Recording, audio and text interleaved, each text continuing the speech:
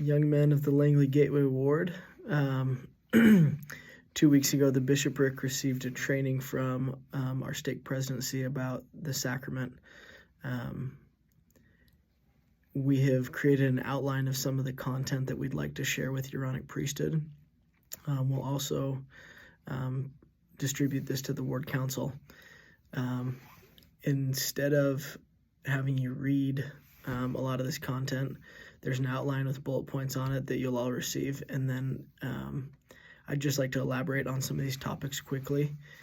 This is a video that we'd like to have all of the advisors utilize as a training in your next presidency meeting for the Aaronic Priesthood.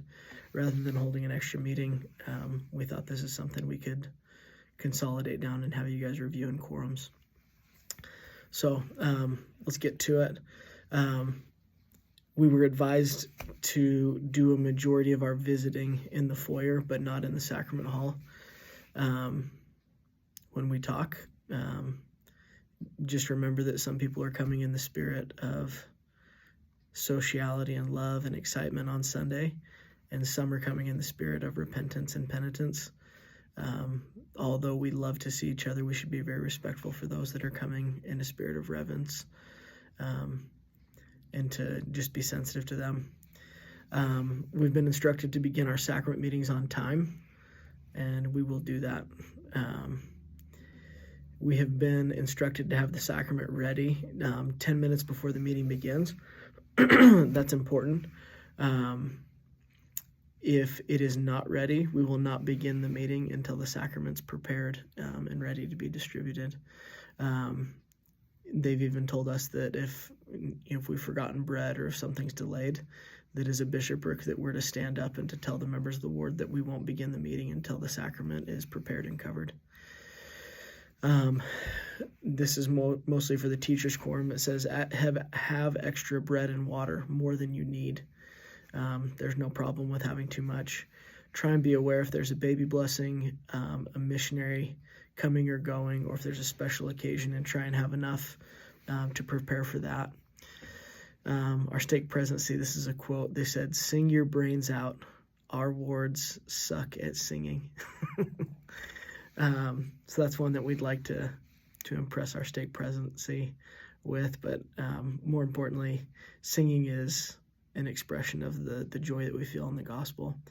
And hopefully, I know our music coordinators do a lot of work in selecting those hymns, but for us to participate, you young men, especially the deacon's quorum, you should be singing those hymns, and not just mouthing them, but doing your best indifferent of how you sound. This is another quote: "Don't wander about, but also don't make it a military exercise. How we feel about the sacrament will drive our behavior." And what that means is we don't need to be overly formal. The handbook tells us that we shouldn't have instructions on where to put our hands behind our backs or in front, but some basic instruction of how to stand, where to look, that's helpful. It doesn't need to be overly military, but also we don't want to be wandering. We've been instructed to ask the Deacons Quorum President to seek revelation about how to pass the sacrament, and to ask the Teachers Quorum President on how to prepare the sacrament. If there's things that we need to implement, talk to the bishopric, and let's work on those together and make sure that we have a standard procedure, but that procedure is driven by spiritual guidance. The deacons should always confirm that they know who will receive the sacrament first. If there is anyone on the stand, come and ask me as the bishop before the meeting begins who gets the sacrament first. Just confirm that. This is a very important one, and one that I think as a ward we could do better on. Do not touch your hair or face. Keep your hands literally clean. That's important, especially priests, as you touch the emblems of the sacrament. Deacons also, as you touch your trays, that's important. In addition to that, I would counsel you, priest quorum, we were told, when you kneel down to bless the sacrament, you should kneel with both knees on the ground. And we were told by the stake presidency, do not lay your forehead on the sacrament table. That would be inappropriate. In this outline, this note here, it'll talk about Elder Oakes gave a talk about Aaronic priesthood and the sacrament, and he talks about the principles of non-distraction. That was in October of 1998. We should not do anything as we exercise the priesthood that would draw attention away from the purpose of that ordinance.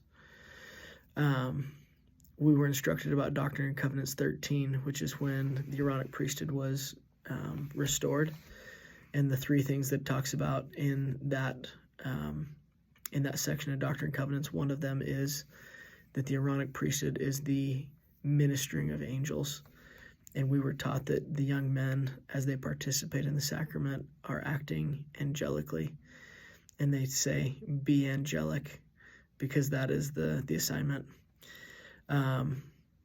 This was an interesting one, and we hope that we're appropriately sensitive of this. But this is the wording that they gave us. Notify the young men that if behavior or appearance is less than optimal, we may ask you to step down. No one's perfect in how we look or how we behave. But if there's something about our behavior or appearance that is distracting from the ordinance of the sacrament, we'll ask you to just bypass that responsibility for that week. It is appropriate to ask during the meeting if we feel like there may have been some miscommunication or some changes in our normal execution. The bishopric will ask, has everyone who is needed to partake of the sacrament received it? And we'll be the ones to make that decision. If you guys feel like you were confused and you want us to ask that, deacons, as you pass, let us know. Just a few more things. Once the sacrament has been recovered after it's been distributed, you do not uncover it again. Another principle they emphasized, if anyone is present at sacrament meeting and they're not able to partake of it for whatever reason, if they're in the hallway with a child or something comes up, we can administer the sacrament individually to people after the sacrament meeting is over. So that's one that we're happy to do and we can do. So if anybody misses the sacrament, let a member of the bishopric know, and we can just come into the bishop's office or in a private room and administer the sacrament privately to those people. This is an interesting one and important for the deacons. If a parent leaves with a crying baby and they go out into the hall, we're going to instruct the members of our ward to try and stay near the doors. The stake has asked us that we crack the doors open when you pass the sacrament, that somebody checks outside, and if there's a member of our ward that's close by, to administer the sacrament to them. They said we shouldn't punish someone for trying to preserve the sacrament experience for others. And again, if there is an error there, always let the bishopric know and we can administer the sacrament to people individually afterward.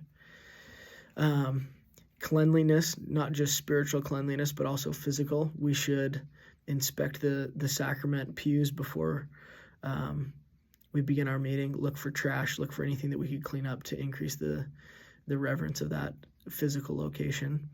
And also afterward is probably even more so our responsibility, that after the meeting's over, I think that would be appropriate to distribute it to all the Aaronic priesthood, but especially the teachers' quorum. If you boys will just check and make sure that we get our all of our pews clean, we pick up any extra paper, any trash or snacks that have fallen down, that we make things look nice for the next ward. We were instructed, teachers' quorum, make sure that all of the sacrament cloths come off the table so that the table is bare when we finish. Even though there's a ward after us, they said that they want that to be part of the following ward's preparation, is to put that sacrament cloth on the table. If there's only one bishopric member present, then we'll ask either elders' quorum president or a high counselor to sit with us on the stand.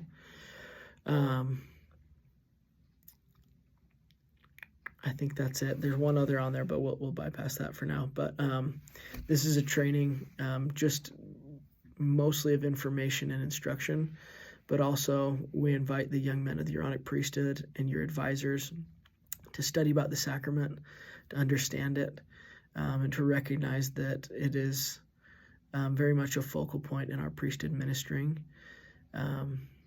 it's incredibly important. And so as we give it a proper attention and effort to it, we'll increase our ability to invite the Spirit to the meeting, and we'll, like you said, avoid any chance of us being a distraction to someone else as they strive to renew their covenants and to come to be healed and to be forgiven and to receive the power and influence of the atonement of Jesus Christ. Young men, you are wonderful. We love you. You're doing a fantastic job. Advisors, I would save this outline and review it maybe quarterly or biannually, and just make sure they're always remembering our policies and procedures for action, but more importantly, the doctrines and principles that drive our behaviors of how and why we do things.